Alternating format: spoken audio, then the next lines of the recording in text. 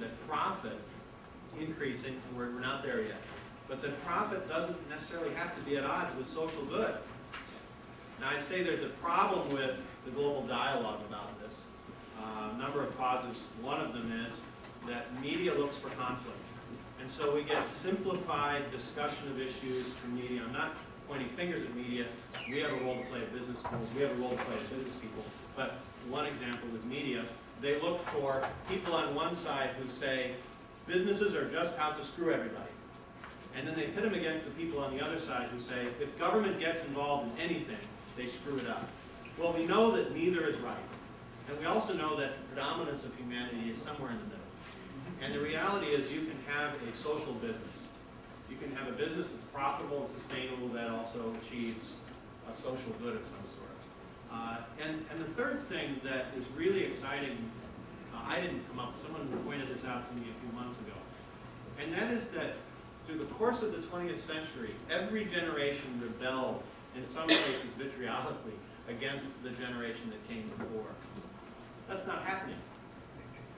The 30s, the 40s, the 50s, the 60s, the 70s. It started to change in the 80s, my generation, Gen X, where I think we were kind of just aspiring to be the next yuppie, right? But there's something else there. I'm not sure, Gen X, not sure what am I doing here, right? The next generation, Gen Y, why am I here, right? They're not rebelling against their parents. In fact, the kids today, again, I can't believe I'm saying this, but the kids today listen to the same music as their parents. They share an iPod. They share common experiences. They connect with their parents on Facebook. This is fundamentally different today than we've experienced for a century. Thank you, Rob. You know, Rob, we're going to stick with you. I'm going to shift gears. Now, we've talked a lot about the new normal, some new trends, but they've also been associated with large organizations, and maybe there's some small business owners or people that are part of mid-sized companies. How do you start approaching it? Because, you know, let's face it, we hear the news, as you say, the media has set upon us some this doom and gloom, and yet everybody's talking about these things. How do you start acting upon them? How do you, as you start, as everyone here starts listening to these new normal trends, how do you advise someone to get started? I'm going to go around the group here. What do you tell your students and your clients? Well, there are other people on the panel more qualified to talk specifically about that, but I guess what I'd share is a thought experiment. And that is, you use any company you want, let's say Pepsi, for instance. If you say to your team, go out and find 10 new projects in which we can invest that have a positive net present value, that have a positive return on investment. Your team of smart people are going to go out and find 10 projects. By accident, one or two of them might have a social benefit of some sort. They cure halitosis, or they're good for your heart, or whatever, by accident. If you say to your team, you're smart people, go out and find 10 opportunities that make money, that have a positive ROI, and have social benefits.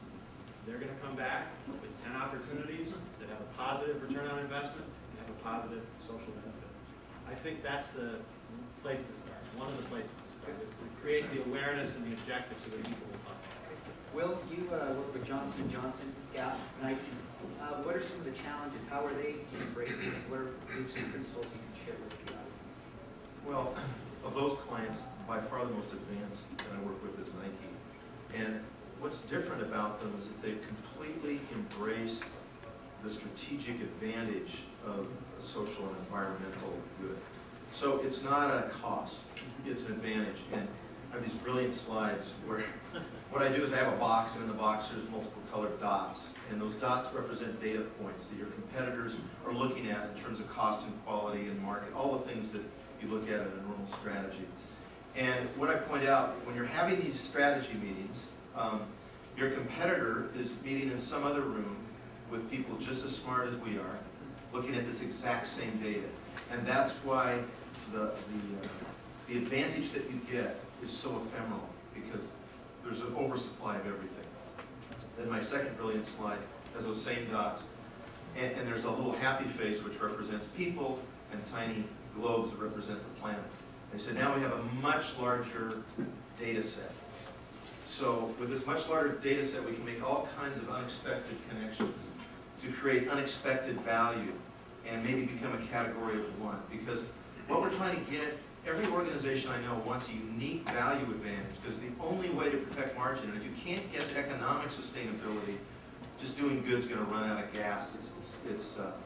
The way we're going to change the world is we have to change the fundamental way we think about business enterprise, so that virtually all business changes, and it's not something we're pushing or trying to guilt trip into, but something that's embraced as part of the whole strategic thinking of business. So, well, I'm going to ask you this question because I'm sure it's floating around in people's minds. So, okay, all this sounds great, and let's say that we have half the room that's within organizations that are unstable right now. They're just trying to, pay the light bill and trying to hang in there.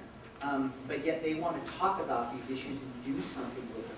How would you recommend that people bring these issues to the table? And what are maybe some fundamental principles that they could apply to just start creating that awareness that eventually leads to some action? Well, what I've found is that it's not hard to inspire people to think this way. This is how we want to think. Human beings want to think this way. What the problem is unless they have frameworks and tools to actually create initiatives that produce results, they just get frustrated. So one of the things that I usually start with organizations are sustainability measures. And by the way, I love Plato's, he didn't use the word sustainability, he used wisdom. Yeah. But one of the ways he described wisdom is wisdom seeks the balance of all that exists, which I think is a beautiful statement. So when we look for sustainability ideas, usually they are relatively quick pater because they involve cost reduction. So for instance, at Nike, the big thrust there is something called consider design, which is to use either recycled or recyclable or called environmentally friendly products in design. And all shoe products by the end of 2011 are going to be made of these things.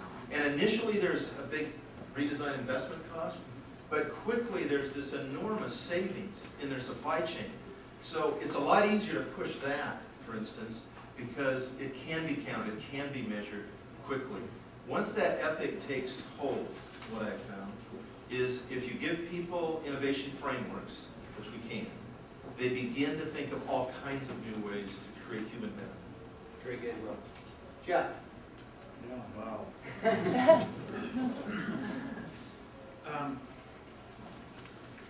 First of all, there's the awareness is the foundation, yeah. And if I'm thinking of the context of an entrepreneur, an intrapreneur, a team, a big company, a medium-sized company, look for models is one thing. Look for peers is another thing. Look for mentors, right? In your small circle and on the bigger level. And I'll talk a little bit about the context that I've been cultivating for the last few years called the Conscious Capitalism Alliance. And we have several levels of functioning. One is an executive community of like-minded pioneers who thought they were the only ones doing it, and then all of a sudden they get together and they go, oh, you think this way too? Oh, great. So they're coming together to share their experiences, to help each other, figure out how do you deal with these, challenges in this context. So that's one thing, is find your tribe, right? And find your teachers and find models. One thing to look at is when you look at the Fortune 100 best companies to work for, right? Significantly outperform the S&P 500. There's a book called Firms of Endearment, which